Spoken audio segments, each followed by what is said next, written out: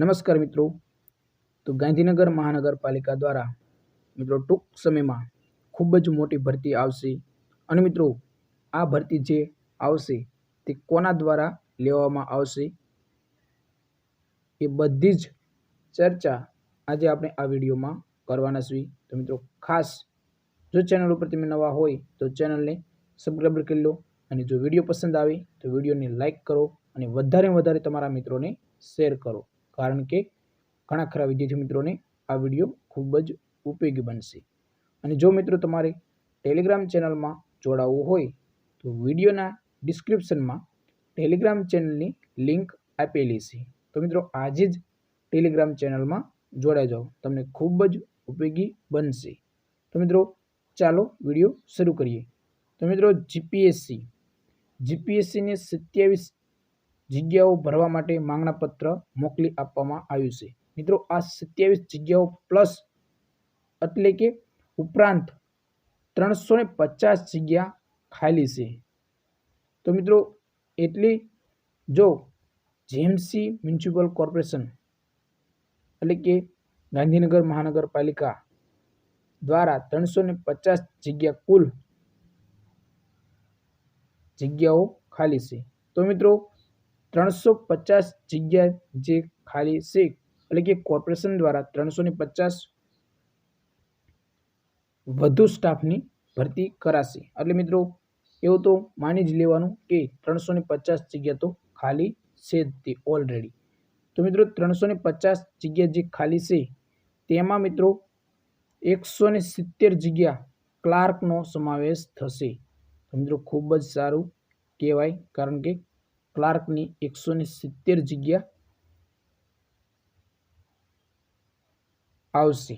ખાસ ટૂંક જ સમયમાં 170 જગ્યા ગાંધીનગર મહાનગરપાલિકા દ્વારા એટલે કે જીએમસી દ્વારા 170 જગ્યા ક્લાર્કની આવશે।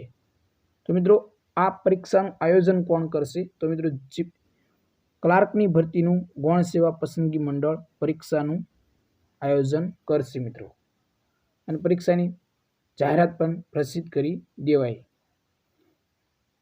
તો મિત્રો ખાસ આ તમારે ખૂબ જ નોંધ લેવી, કારણ કે ઘણા ખરા વિદ્યાર્થી મિત્રોને ખબર નહીં હોય। તો મિત્રો ખાસ અને જે આ 170 જગ્યાઓ આવવાની છે તે ઉપરાંત મિત્રો 32 જેટલી જગ્યાઓ ભરતીનું પણ આયોજન કરાયું છે, જે એન્જિનિયરિંગ શાખામાં આવશે। તો મિત્રો ઘણા ખરા કોર્પોરેશનમાં નોકરી કરે છે, પરંતુ તે આઉટસોર્સિંગથી આ નોકરીઓ કરે છે।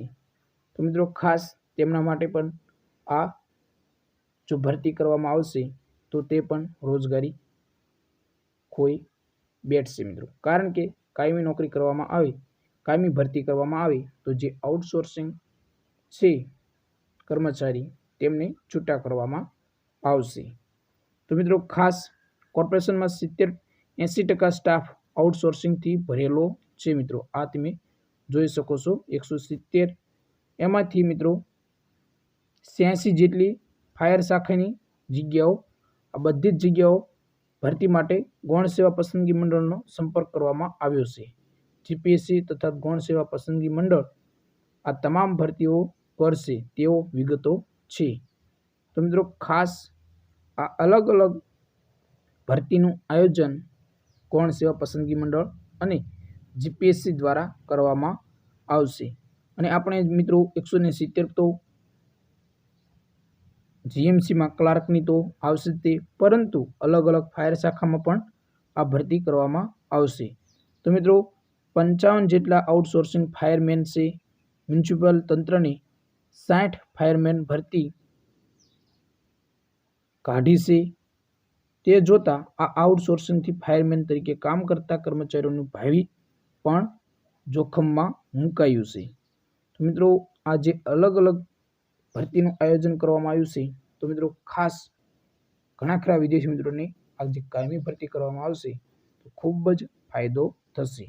અને મિત્રો એક વાત જણાવી દઈએ કે જીએમસી દ્વારા જે ટૂંક સમય પહેલાં એટલે કે આરોગ્ય શાખાની જે ભરતી એટલે કે પરીક્ષા લેવામાં આવવામાં હતી, પરંતુ મિત્રો અંગત કારણોસર તે પરીક્ષા રદ કરવામાં આવી છે.